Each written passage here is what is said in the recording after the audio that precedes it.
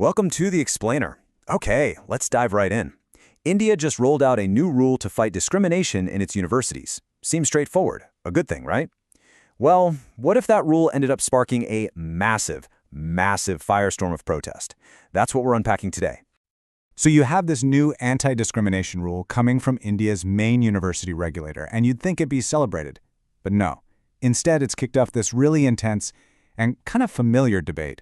So we're going to dig into exactly why. Okay, so first things first, what even is this new regulation? What does it actually do?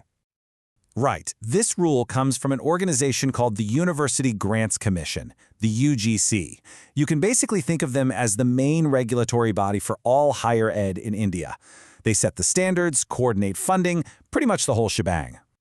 And honestly, when you look at what changed, it seems incredibly simple. For a long time now, universities have had these formal anti-discrimination protections for certain communities, specifically the scheduled castes, or SCs, and scheduled tribes, or STs. All this new rule does is extend those exact same protections to another big diverse group of communities known as the other backward classes, or OBCs. That's it. That's the whole change. So you're probably thinking, if it's just adding one more group to an existing rule, why the huge uproar? Well, it turns out the answer has less to do with the what and a whole lot more to do with the where. See, the backlash is really exploding in one specific part of the country, a region often called the Hindi heartland.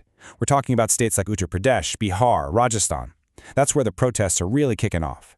Meanwhile, in southern India, much quieter. And let's be super clear here. The protests aren't against the general idea of fighting discrimination. Nope. The anger is laser-focused on one single thing: adding the OBCs to the list. So the question becomes, why this group? And to really get that, we've got to look at the numbers.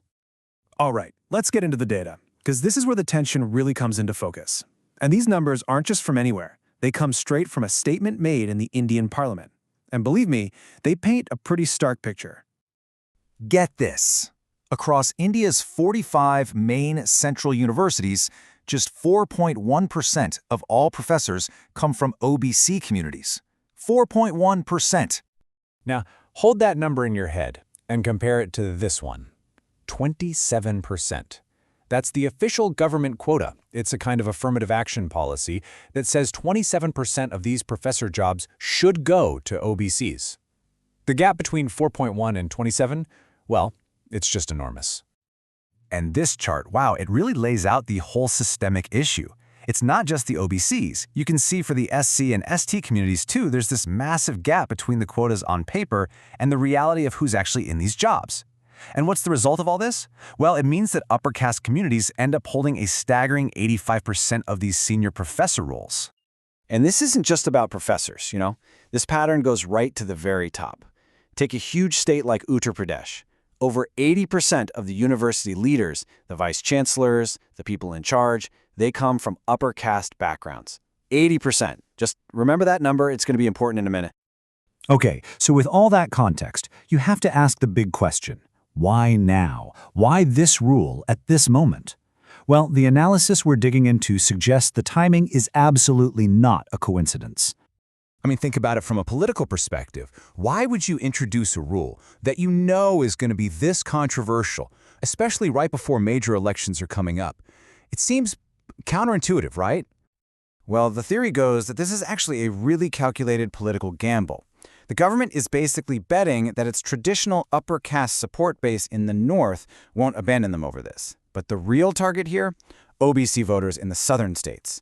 The goal is to send a huge message of support to them, especially in places like Tamil Nadu and Kerala, where there are key elections.